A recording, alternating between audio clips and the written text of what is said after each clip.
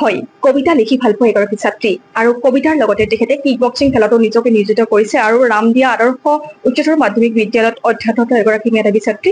তেখেতৰ নাম হৈছে দীপশিখা মেধি। দীপশিখাই ইতিমধ্যে 50টাকৈ ইংৰাজী কবিতা লিখি উলিয়াইছে আৰু কবিতা লিখাটো তেওঁৰ এটা নিচা আৰু আমি তেখেতৰ বাসগৃহত আহি আজি উপস্থিত হৈছো আৰু তেওঁৰ সৈতে আমি পোনপটীয়াকৈ কথা পাতিবলৈ চেষ্টা কৰিম। নমস্কাৰ, মোৰ নাম শ্ৰী দীপশিখা মেধি। মই ক্লাছ 10ৰ ছাত্ৰী আৰু মোৰ স্কুলখনৰ নাম ৰামদিয়া আদৰ্শ উচ্চতৰ মাধ্যমিক বিদ্যালয় আৰু মোৰ মাৰ নাম উষা মেধি, দেউতাৰ নাম জয়ন্ত কুমাৰ মেধি। মই কবিতা লিখা ক্লাছ 6ৰ পৰা ষ্টাৰ্ট কৰিছিলো আৰু এতিয়ালৈকে ক্লাছ 10 এতিয়ালৈকে লিখিয়ে আছো আৰু পিছলৈও লিখি থাকিম। এতিয়ালৈকে মোৰ 50টামান কবিতা এনেকে লিখি লৈছো, মানে লিখি ওলাইছো। গোটেইখিনি ইংলিছতে আছে। ইংলিছ মোৰ ফেভৰেট হয়, সেইটো কাৰণে মই ইংলিছতে লিখিলো, মানে আগৰ পৰাই লিখা ষ্টাৰ্ট কৰিলো ইংলিছতে। আৰু কবিতা লিখা হেৰিটো মোৰ বহুত আগৰ পৰাই আছে, ইচ্ছা যায়। যেতিয়া ফ্ৰী টাইম থাকে তেতিয়া লিখো, বা আৰু যেতিয়া ফ্ৰী টাইম থাকে তেতিয়াই লিখো বেছিভাগ। আৰু যদিও নাথাকে তেতিয়াহ'লে যদি কিবা এটা পতককে দেখি পিনে মনত থাকি গ'ল, যদি এনেকে লিখিব পাৰো তেতিয়াহ'লে সেইটোও লিখি দিওঁ। আৰু মোৰ কবিতাৰ সবতকে ফেভৰেট কবিতাটো মোৰ reflection on the balcony of life. এইটো ডে টু ডে লাইফত চলি থকা যোনবোৰ বস্তু সেইটোৰ ওপৰত লৈ মই লিখিছিলো। আৰু তুমি যিহেতু কবিতা লিখিছা, ইংৰাজী কবিতা লিখিছা, কিতাপ উলিওৱা পৰিকল্পনা কৰিছা নেকি? ইচ্ছা আছে মোৰ পাব্লিছ কৰাৰ।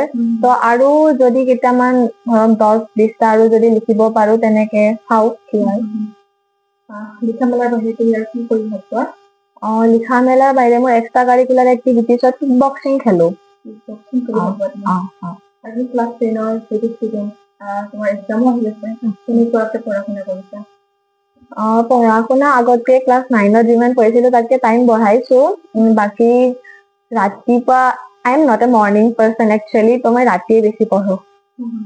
ৰাতি বেছি মানে টাইম পোৱা আৰু যিহেতু মানে ৰামদিয়া আদৰ্শ উচ্চতৰ মাধ্যমিক বিদ্যালয়খিনি পঢ়ি আছা, আগন্তুক পৰ্যায়ত ছাৰ বাইদেউসকলক কিবা ক'বা নেকি?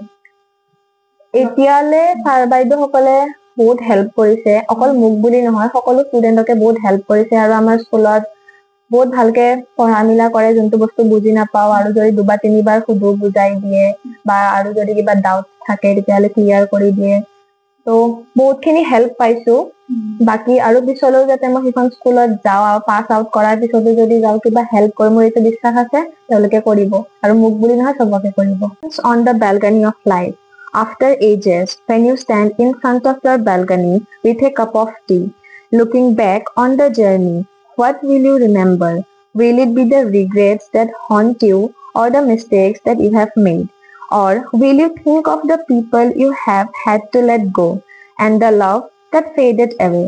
Will you recall the laughter you have shared with others or the kindness you have shown? Or will your heart be heavy with the what ifs, the maybes, and the roads that not taken? Will you cherish the moments of triumph or lament the chances that slipped away?